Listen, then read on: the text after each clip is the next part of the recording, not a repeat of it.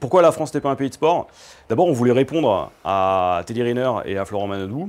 À la suite des Jeux de Paris 2024, ils s'étaient positionnés en expliquant que la France n'était pas un pays de sport. On l'a encore vu récemment avec Michael Jérémiaz. Nous, on se disait que la France avait une importance dans le monde du sport, mais qu'on n'avait pas la même conception du sport qu'ailleurs, aux États-Unis, en Angleterre ou en Allemagne. Et ce qu'on a voulu faire avec Guillaume, c'est expliquer ce qu'était la France dans le sport, la France du sport et la France par le sport. En gros, une certaine idée de nous-mêmes. Et c'est pour ça qu'on a fait ce livre-là, c'est rendre le plus simple une question finalement à laquelle tout le monde répond par oui ou par non, sans forcément savoir de quoi il parle. On voulait aller plus loin que la polémique, effectivement, de Teddy Riner ou Florent Manodou, et se servir d'une certaine manière de cette question pour montrer que le sport, c'est le reflet de la société. Voilà pourquoi on a mis dans ce titre ce que le sport dit de notre société, se dire aussi que il y a l'après 2024, mais c'est aussi l'approche des Jeux d'hiver 2030. Donc c'est assez inédit pour la France, c'est 6 ans. Et donc d'une certaine manière, ça nous a permis de balayer un peu large, de voir plein d'enjeux autour du sport, et notamment les enjeux écologiques, et certainement qu'on en parlera ensuite.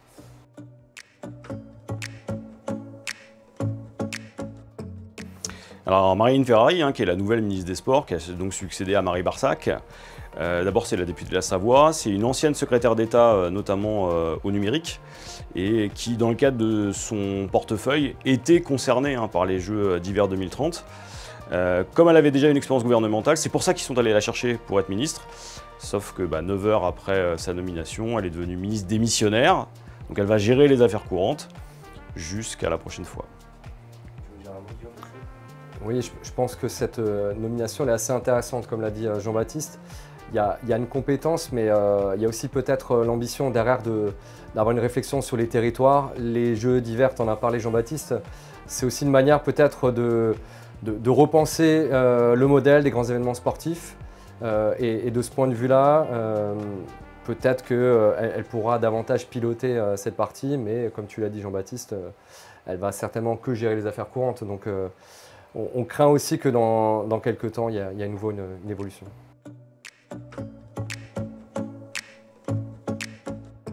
Effectivement, quand on réfléchit à la France, on voit nos sportifs, de Kylian Mbappé en passant par Marie-Josée Pérec et tant d'autres.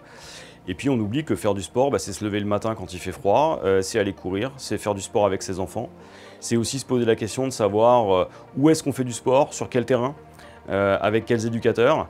Et finalement, le sport du quotidien, c'est aussi le sport pour ceux qui n'ont pas la possibilité d'avoir de terrain à proximité, qui ont plus de 60 ans, qui ont des problèmes de mobilité.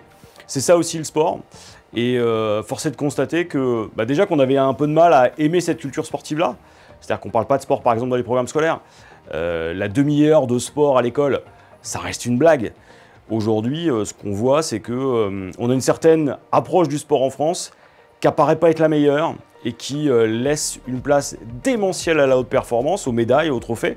Alors c'est formidable, mais c'est pas suffisant. Et quand on regarde par rapport à nos voisins européens ou par rapport aux autres, le sport c'est autre chose en vérité. Et c'est pour ça qu'on a voulu faire ce livre, La France n'est pas un pays de sport, pour se poser vraiment cette question. Qu'est-ce qu'on est en France? Est-ce qu'on est des sportifs? Est-ce qu'on est un pays de sport ou est-ce qu'on est autre chose?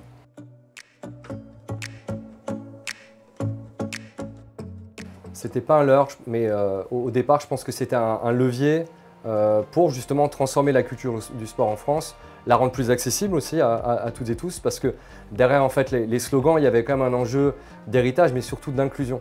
On en a parlé beaucoup et à juste titre au niveau des Jeux paralympiques, même si effectivement depuis on a vu qu'il y a eu quelques coupes budgétaires assez conséquentes. Et de ce point de vue-là, lorsque tu parles de l'heure, je pense qu'il y a une vraie problématique. C'est de ce point de vue-là, nos politiques publiques, qui d'une certaine manière, soit ne considèrent pas suffisamment le sport et son intérêt pour un pays, et pas uniquement pour la santé, mais aussi pour une cohésion sociale, et je pense qu'en ce moment on en a besoin. Mais aussi peut-être une forme effectivement de méconnaissance, tout simplement, sur le sport. Parce qu'encore aujourd'hui en France, il y a vraiment cette confusion dont tu parles, Jean-Baptiste. Il y a cette confusion entre le sport spectacle, le sport qui se regarde, le sport qui se pratique au quotidien. Et là, quand même, on a des éléments un peu positifs qui montrent que de plus en plus de Françaises et de Français pratiquent, même s'il y a des inégalités. Et le sport qui s'enseigne. Jean-Baptiste, il a parlé des 30 minutes, mais je crois que la France aussi a des spécificités, des forces au niveau de l'enseignement de l'EPS ou du sport scolaire. Et de ce point de vue-là, peut-être que l'existant n'a pas été suffisamment valorisé. Et encore une fois, je pense qu'elle est là, la confusion. Et d'une certaine manière, je pense que oui, on peut parler de ce leurre, mais surtout de promesses qui n'ont pas été tenues.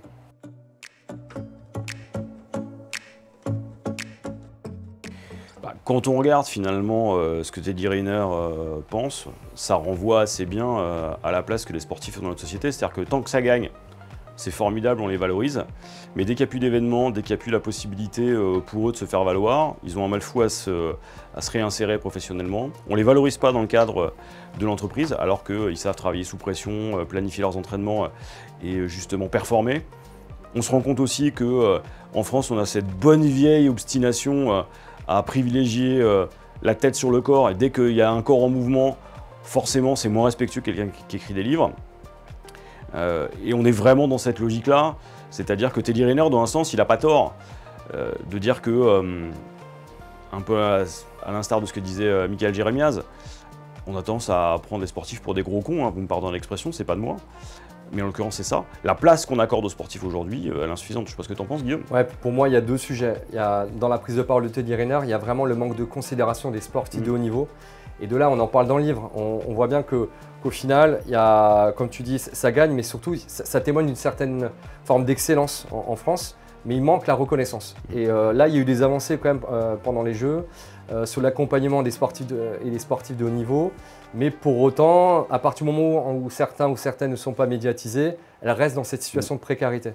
Et après, il y a un deuxième point dont tu parles, Jean-Baptiste, c'est peut-être plutôt en lien avec l'école, mais aussi l'entreprise. C'est la considération qu'on a à travers le sport, mais aussi les compétences qu'on peut développer. Moi, j'ai un bon exemple, mais à l'école, effectivement, on voit bien que les parents, notamment les enfants, considèrent le sport dans un équilibre pour un enfant, un adolescent et de manière très importante. Mais dès qu'il s'agit finalement de réfléchir à une orientation ou un futur métier, le sport, il passe un peu à la trappe.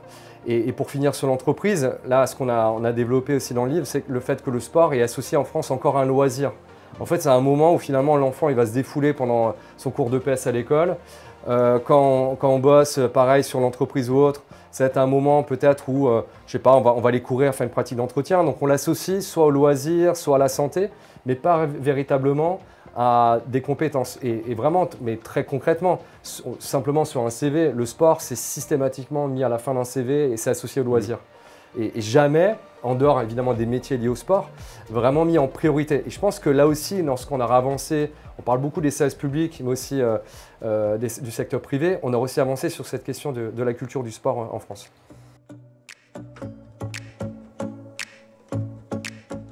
C'est ce qu'on a voulu montrer avec La France n'est pas un pays de sport, c'est que le jour où nos politiques mettront sur le même plan le travail du corps et le travail de l'esprit, on aura gagné. Les 30 minutes de sport à l'école, c'est pas compliqué, on a des enfants tous les deux et on voit clairement que ça n'a pas été mis en place. Alors c'est pas de la faute de nos collègues, mais c'est aussi une question de vision. C'est-à-dire que tant qu'on ne mettra pas le sport au même niveau que les langues, que le français ou autre, on ne comprendra pas. On n'a jamais eu autant de personnes en situation d'obésité, ils ne savent pas se mouvoir dans l'espace. Aujourd'hui, le sport, c'est l'un des rares moyens qui permettent de faire de la cohésion avec les uns les autres, surtout quand vous venez d'endroits différents, de familles différentes. Et aujourd'hui, on ne l'a toujours pas compris. Et après, on est les premiers à se plaindre parce qu'on n'a pas de champion, ou alors on est les premiers à se plaindre parce qu'on n'est plus capable de se parler. En vérité, la France n'est pas un pays de sport, et c'est ce qu'on a voulu faire. C'est d'abord dire qu'il faut que nos élites, elles se bougent. Parce qu'à un moment donné, ça suffit. Et on le voit. On a eu les Jeux. Ça nous a coûté 3 fois plus que prévu. C'est pas moi qui le dis, c'est la Cour des comptes. Bilan des opérations, au lendemain des Jeux, on arrête tout. C'est pas normal. On a beaucoup parlé d'héritage. L'héritage, c'est comme cette idée de transmettre effectivement un legs, une culture du sport, et notamment pour la jeunesse, les futures générations. Et là aussi, il y a une forme de confusion dans le politique, parce qu'à travers ce dispositif de 30 minutes en fait, d'activité physique quotidienne, là aussi on mélange en fait, l'enjeu de santé, où il est vrai, par rapport à nos modes de vie, et pas que pour les jeunes, hein, nous aussi adultes et sur toutes les générations, il y a une sédentarité qui est en forte augmentation. Donc il est vrai qu'il y a un intérêt toujours, je pense, à mettre la jeunesse en mouvement. Sauf que ça demande en fait un accompagnement, un apprentissage. Et de ce point de vue-là, pour moi, déjà ça manquait d'ambition au départ. Mais pour autant, ça avait le mérite d'exister. Mais quand je dis ça a le mérite d'exister, on voit bien que là aussi, on est tombé dans les travers de la communication. C'était montrer d'une certaine manière qu'on a un dispositif, on en parle, et ça y est, le rideau tombe, les Jeux olympiques et paralympiques, même s'il y a ce contexte politique certes incertain, mais quand même, il y a un choix qui est fait dans les coupes budgétaires, notamment pour le budget des sports qui est infime en France, c'est 0,1% quand même du budget général, donc c'est très peu. Malgré tout, ça a été en fait le ministère qui a été le plus impacté, donc 17%, plus que tout autre ministère. Donc ça aussi, ça montre assez bien le manque de moyens, mais pour nous aussi on dit qu'il n'y a pas que le manque de moyens, c'est vraiment le manque d'ambition de vision. Et surtout donc de vision, tu as raison de me reprendre, le manque de vision de nos politiques et encore une fois pour notre jeunesse, parce que là, dans 10 ans c'est assez dramatique ce qui se risque de se passer pour la santé de nos jeunes, mais aussi on parlait de vivre ensemble et de moments où ces jeunes se rencontrent. Et puis, il y a une promesse républicaine, cette promesse républicaine elle est simple. C'est l'unité républicaine, c'est le fait que chacun sur le territoire ait les mêmes chances. Et aujourd'hui, ça n'est pas possible. Si vous êtes par exemple dans les territoires ultramarins, c'est plus de 40% des médailles olympiques. Vous n'avez pas le quart de ce que vous pouvez avoir comme infrastructure à Paris. Si vous êtes dans le 93 ou dans les Bouches-du-Rhône à Marseille, vous avez beaucoup moins d'accès et de possibilités de faire du sport qu'ailleurs. Et pourtant, il y a une vraie culture sportive locale.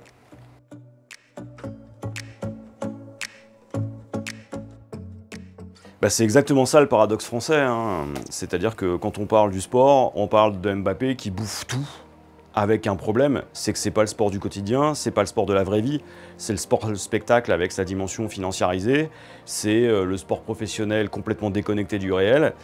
Et très honnêtement, heureusement qu'on le voit courir parce qu'on se demanderait finalement à quoi il sert sur un terrain.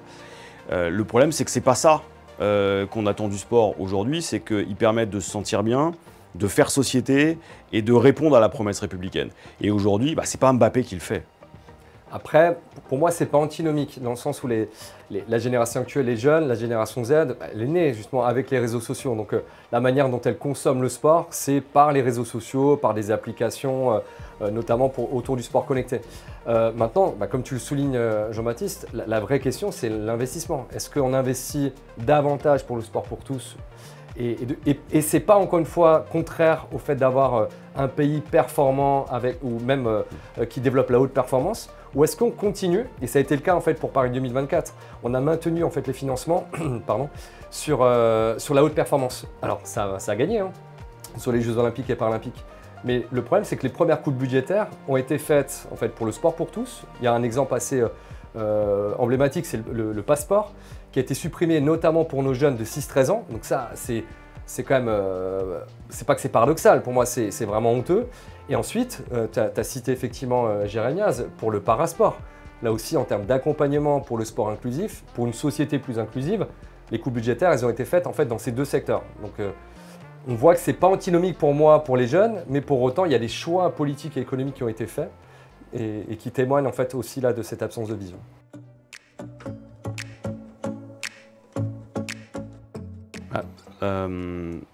Dans notre livre, ce qu'on a voulu faire, c'est d'abord réfléchir finalement aussi à cette question-là. C'est-à-dire que ce n'est pas l'un ou l'autre, c'est l'obligation de réfléchir les deux. C'est-à-dire que à la fin de la décennie, donc en 2030, on aura perdu à peu près 2 mois de compétition par an. L'été, on ne pourra plus faire de compétition de très haut niveau.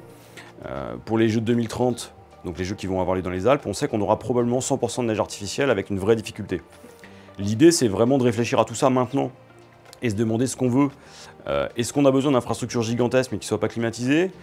Comment on les climatise? En vérité, c'est réfléchir à tout un système aussi, qui est à la fois le sport professionnel, mais celui-là, il aura des moyens pour le faire. Mais après, c'est le reste. Demain, qu'est-ce qui va se passer quand on va vouloir aller courir 5 km, 10 km? Quand on va vouloir aller finalement se rafraîchir dans une piscine ou se baigner dans la Seine? Le sport, c'est ça aussi, c'est-à-dire que c'est une réflexion qui est plus large.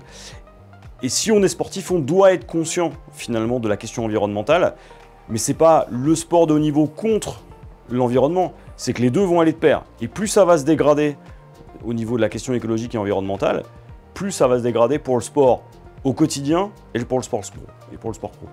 Oui, c'est ce qu'on développe dans le livre. L'objectif, c'est réellement penser différemment ce modèle des grands événements sportifs.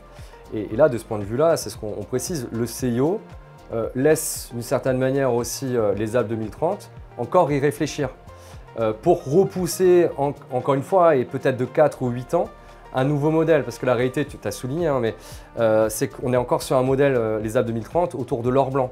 cette idée qu'on peut encore proposer les mêmes activités sportives, les mêmes jeux d'hiver finalement, alors que d'une certaine manière, tu soulignais notamment le fait d'utiliser la neige artificielle. Aujourd'hui, peut-être des jeux d'hiver sont davantage des jeux d'hiver mais avec des activités d'été.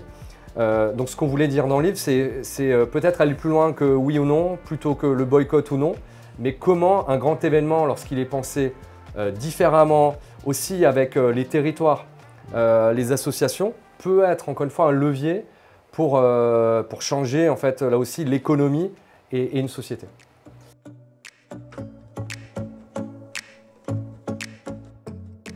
La France n'est pas un pays de sport, c'est d'abord un état des lieux, c'est un constat. Et il n'y a volontairement pas de solution dedans parce que les solutions elles seront appliquées en fonction des territoires, des moyens et des hommes. Maintenant, si on réfléchit à 2030-2035, qu'est-ce que c'est que faire du sport à ce moment-là en France? C'est déjà sortir probablement d'un modèle fédéral, c'est éviter que tout soit privatisé, c'est réfléchir aussi à la condition de l'accès pour tout le monde, que vous soyez en situation de mobilité réduite, quel que soit votre âge, votre niveau social, ça doit servir à ça finalement, cette réflexion-là. C'est pour ça qu'il faut une vision. Le sport en 2030-2035, en France, c'est un sport d'abord qui doit parler à tout le monde, c'est un sport qui doit être avec une place encore plus grande pour les femmes, c'est un sport qui ne doit pas négliger la place de l'école et l'enseignement du sport à l'école, et c'est un sport qui ne doit pas simplement se focaliser sur la haute performance. Il en faut, c'est nécessaire, et on en a besoin, mais c'est un sport qui doit être différent. C'est un sport aussi où on fait du lien et on crée de l'unité là où on n'en a plus.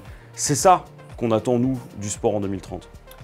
C'est pour moi un sport qui sort de ce modèle uniquement compétitif et performatif, parce qu'en fait, on est en 2025, mais la France, d'une certaine manière, elle a un modèle ultra traditionnel qui est fondé depuis plus de 60 ans, donc la période du général de Gaulle, à un moment où en fait en France, dans les JO de 1960 à Rome, en fait, ne rapporte pas de médaille d'or.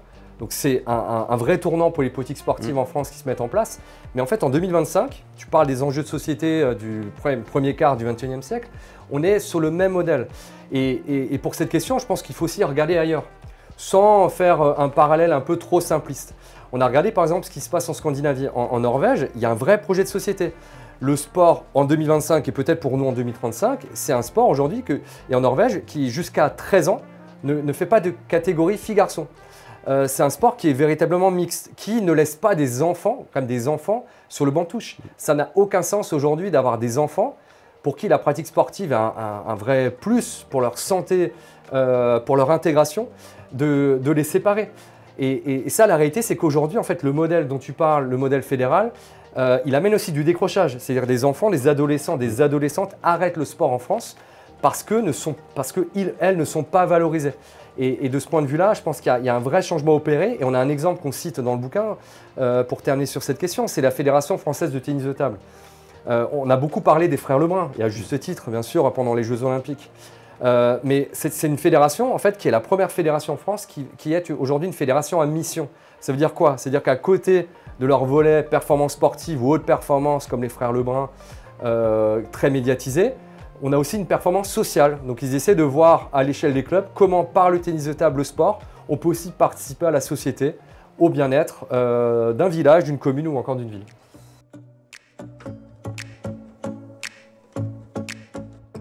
Si j'étais le conseiller de la ministre, je lui dirais une chose, achète mon livre, lis-le. Non, en dehors de ça, la première des choses, ça serait de tenter déjà de parler à ceux qui sont des experts de la question et pas simplement des experts en communication. Le sport, ça ne doit pas être simplement un moyen de se valoriser ou d'exister. Ça doit être mis au service de tous et au service de tous ceux qui composent la République. Donc ça, c'est des grands mots. Maintenant, qu'est-ce que ça veut dire? Ça veut dire que si un gamin aujourd'hui se présente dans un club, il faut qu'il puisse y aller, il faut qu'il puisse y aller en sécurité. Il faut qu'il n'y ait pas de question de violence sexuelle et toute autre forme de sexisme. Il faut qu'il soit capable aussi d'être encadré. Et ça suppose qu'il y ait un dialogue plus fort avec l'école. C'est-à-dire que la première des choses que je ferais si j'étais le conseiller de la ministre des Sports, ça serait justement de lui dire de surtout pas aller regarder la hiérarchie qui est en dessous, le ministère, mais d'aller voir les gens de terrain, parce que c'est là, finalement, de sa part. La deuxième chose, c'est de se dire qu'elle peut aussi aller voir son collègue des Affaires étrangères, parce que c'est un vrai levier d'influence pour la France, et aujourd'hui, c'est pas du tout acté. Et puis, ça devrait être un ministre d'État et un vrai ministère au sens le plus large possible, c'est-à-dire qu'il y a une vraie capacité, une vraie reconnaissance. Et aujourd'hui, ce n'est pas encore le cas. Donc à la prochaine ministre, ou en tout cas à celle ou celui qui aura envie de nous faire confiance, d'abord lisez ce livre, mais surtout, plus spécifiquement, écoutez les gens du terrain, pas des énièmes cabinets de conseil qui servent à rien. Arrêtez, comme tu l'as dit, de faire le sport un objet de communication, l'instrumentaliser systématiquement, et quels que soient les partis politiques. Je crois qu'on a des très bons récupérateurs, je pense, en France, de ce point de vue-là. Et comme le dit Jean-Baptiste, aujourd'hui, la réalité, c'est que le financement du sport en France aussi, c'est très majoritairement en fait, les collectivités. Donc, c'est nos communes, nos départements, nos régions. Donc, c'est eux aussi qui ont les mains, peut-être, pour changer le modèle français. Et de ce point de vue-là, on prend quand même quelques exemples concrets, sans, comme tu dis, donner de solutions, mais des pistes de réflexion. Aujourd'hui, la réalité aussi, c'est que on développe pas mal de plans d'équipement. Il y a eu un plan 5000 équipements en France, donc on va construire des aires de musculation, des city-stades, des skateparks. Donc c'est intéressant. Mais la réalité, sans faire la sociologie, il suffit de voir en fait qui pratique. On est très majoritairement, ce sont des garçons, des sportifs.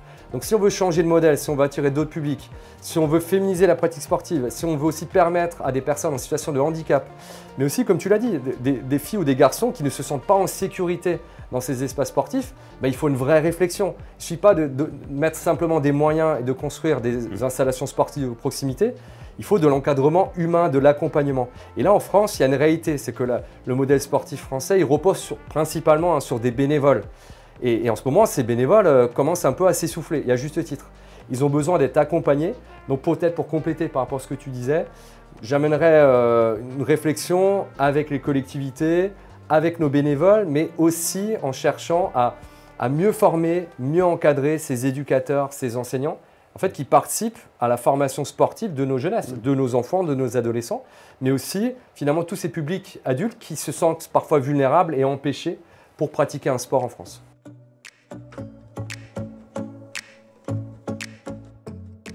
Moi, j'ai envie de sourire parce que la France n'est pas un pays de sport, c'est aussi la réponse justement à cette demande d'espoir. Moi, je pense que la France est un pays de sport et va se doter d'une culture parce qu'il y a un premier renouvellement générationnel. Ceux qui montent là, ils ont une culture que ceux qui sont plus âgés, et notamment nos élites, n'ont pas. Le deuxième motif d'espoir, c'est de croire qu'à un moment donné, on ne va pas avoir le choix. C'est-à-dire que la seule chose qui fera commun en France, sauf cas de force majeure, ça sera le sport. Et donc ça va être un vrai objet de politique publique parce qu'on n'aura pas le choix.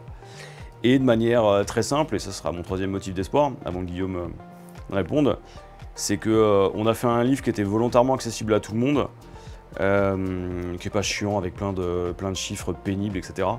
L'idée, c'est que ce livre-là, il permette à chacun de se demander vraiment ce que c'est pour lui qu'un pays de sport et d'y trouver sa voie. C'est ça qu'on voulait faire. Je pense que c'est important de rappeler que dans le titre, il y a un point d'interrogation. Donc d'une certaine manière, c'était pour amener un peu d'optimisme, et surtout quand même des pistes de réflexion. Pour moi, j'en vois trois aussi. Déjà, le fait que la France est un grand pays organisateur d'événements. Alors on pense tout de suite aux Jeux Olympiques, Jeux d'été, Jeux d'hiver, on en a parlé. Mais c'est quand même le pays qui, dans ce premier quart du XXe siècle, a organisé des Coupes du Monde, des Coupes d'Europe, dans différentes disciplines, qui a quand même le Tour de France, le Vendée Globe, ou encore, je cherche le mot, encore Roland Garros, pardon. Donc c'est un pays qui sait organiser des grands événements sportifs et qui peut capitaliser justement sur ces grands événements pour aussi avoir un rôle modèle pour ces jeunes. Et j'en viens au deuxième point. La France aussi, on peut le voir de manière positive parce qu'il y a aussi une forme de démocratisation. Il y a de plus en plus de pratiquants en France, certes avec des inégalités d'un point de vue social ou encore de genre, et c'est peut-être ça le point certainement à améliorer. Il faudra parler aux conseillers de la ministre ou du futur ministre dans les jours prochains. Mais c'est comme un pays qui se met au sport, qui l'intègre dans son quotidien. Et troisième point, tu as parlé de l'école. On parle aussi du modèle français, d'une spécificité. C'est qu'en France, on a quand même un investissement dans les cours d'EPS, de la maternelle au lycée, avec aussi du sport scolaire. On pense peut-être à l'UNSS en collège-lycée, qui a permis quand même à de nombreuses générations de construire ce double projet. Mais pour peut-être asseoir un peu ce socle et améliorer ce troisième point, il y a un investissement nécessaire à l'école et peut-être sur le double projet. On a beaucoup parlé de cette difficulté aussi en France finalement de faire des études et développer un projet sportif. Je pense que c'est un point important qui pourra être amélioré dans les années à venir.